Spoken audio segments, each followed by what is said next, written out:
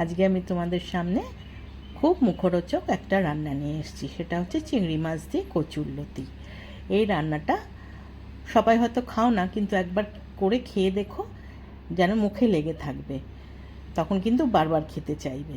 তার জন্য কচুরলতি নিতে হবে, আর কচুরলতির গায়ে যে আঁশ থাকে সেগুলোকে ভালো করে ছাড়িয়ে নিয়ে টুকরো টুকরো করে কেটে নিতে হবে। নিয়ে এবার একটা গামলায় জল দিয়ে আমি কচুরলতিগুলো ভালো করে ধুয়ে এর মধ্যে দিয়ে দিয়েছি। দিয়ে এবার জলটা ফুটতে দিয়েছি একটুখানি। আমি 60 থেকে 70% মতো কচুরলতিগুলোকে সেদ্ধ করে নিয়েছি। নিয়ে আমি জলটা ঝরিয়ে রেখে দিয়েছি। এইবার কড়াইতে আমি সর্ষের তেল দিয়েছি। তেলটা ভালো করে গরম হলে ওই লতিগুলোকে আমি তেলের মধ্যে দিয়ে ভালো করে কিছুক্ষণ ভাজবো। কারণ কচুরলতি কিন্তু একটুখানি হড়হড় করে, তো সেইটা যাতে না হয় তাই ভেজে নিতে হয়, তাহলে এই লতিটা খেতে কিন্তু খুব ভালো লাগে। দেখো সুন্দর রং এসে গেছে, আমি তুলে নিলাম লতিগুলো। এবার ওই তেলের মধ্যেই আমি চিংড়ি মাছ ভালো করে ধুয়ে বেছে নুন হলুদ মাখিয়ে রেখে দিয়েছিলাম, সেগুলোকে দিলাম। চিংড়ি মাছ তো বেশিক্ষণ সময় নিয়ে ভাজতে হয় না, একটু হলেই ভাজা হয়ে যাবে। তো চিংড়ি মাছও আমি কিছুক্ষণ নাড়াচাড়া করে ভেজে নিয়ে আমি তুলে নিলাম কড়াই থেকে। এবার ওই কড়াইতেই আমি আবার একটু সর্ষের তেল দিয়ে দিয়েছি। দিয়ে এবার আমি কালো জিরে ফোড়ন দিয়েছি। কালো জিরেটা ভালো করে তেলের সঙ্গে একটু ভেজে নেব, একটা সুন্দর গন্ধ বেরোবে। তাহলে তার মধ্যে আমি দুটো কাঁচা লঙ্কাকে হাফ করে আমি দিয়ে দিলাম। কাঁচা লঙ্কাগুলো একটু ভেজে নিলাম। নিয়ে এইবার আমি একটা বড় সাইজের পেঁয়াজ কুচি করে রেখেছি, সেগুলোকে দিয়ে দিলাম। পেঁয়াজগুলো দিয়ে ভালো করে আমি ভাজবো। পেঁয়াজটা সুন্দর রং ধরবে, একটু লালচে লালচে হয়ে আসবে, ততক্ষণ অবধি পেঁয়াজটাকে ভাজতে হবে। সেইভাবে পেঁয়াজটা ভাজবো। দেখো মোটামুটি পেঁয়াজের রং এসে গেছে।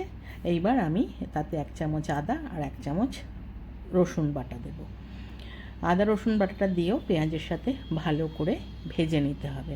কিছুক্ষণ নাড়িচাড়িয়ে ভেজে নিতে হবে যাতে কাঁচা গন্ধটা না থাকে আদা আর রসুনের।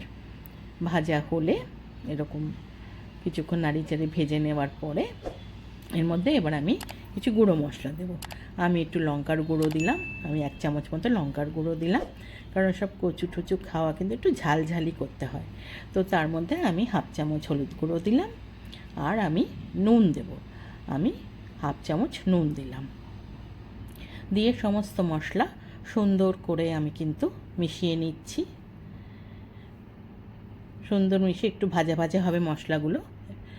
কিছুক্ষণ ভেজে নিয়ে আমি ওই কচুরলতিগুলো, যেগুলোকে আমি জল ঝরিয়ে রেখেছিলাম, সেগুলো আমি মশলার মধ্যে দিয়ে দিলাম। এবার সেগুলোকে ভালো করে মশলার সঙ্গে সুন্দর করে মিশিয়ে কিছুক্ষণ ভাজবো। নাড়াচাড়া করে ভাজতে হবে কিছুক্ষণ মশলার সঙ্গে। বেশ সুন্দর করে ভাজা হলে এইবার যে চিংড়ি মাছগুলো আমি যে ভেজে রেখেছিলাম সেগুলোকে দিয়ে দিলাম। দিয়ে চিংড়ি মাছগুলো আর লতি একসাথে সব আমি মিশিয়ে নিচ্ছি সুন্দর করে। এবার মেশানো হয়ে গেছে। এবার আমি আরও 3-4টে কাঁচা লঙ্কা আমি চিড়ে এর মধ্যে দিয়ে দিলাম। দিয়ে এবার আমি চিনি দেব। আমি হাফ চামচ মতো চিনি দিলাম। দিয়ে সমস্ত কিছু আমি ভালো করে আবার মিশিয়ে নিচ্ছি। এইবার সমস্ত মিশে গেলে এইবার আমি কিন্তু ঢাকা দিয়ে 5 মিনিট গ্যাস সিম করে হতে দেব। 5 মিনিট পরে যখন গ্যাস আমি ঢাকাটা খুললাম, তখন দেখো আমার মোটামুটি কচুরলতি রান্না একদম কিন্তু কমপ্লিট। লতিগুলোও সেদ্ধ হয়ে গেছে, আর চিংড়ি মাছ তো সেদ্ধ হয়েই গেছে। সুন্দর আমার কচুরলতি রেডি টু সার্ভ। আমি একটা সুন্দর সার্ভিং প্লেটে সার্ভ করে দিয়েছি। গরম ভাতের সাথে এই লতি তোমরা একবার খেয়ে দেখো, যেন মুখে লেগে থাকবে। এইভাবে রান্না করে খাবে আর আমাকে কিন্তু জানিও। যারা এখনও আমার চ্যানেলটা সাবস্ক্রাইব করোনি, প্লিজ সাবস্ক্রাইব করে দিও, পাশে থাকা বেল আইকনটা প্রেস করে দিও।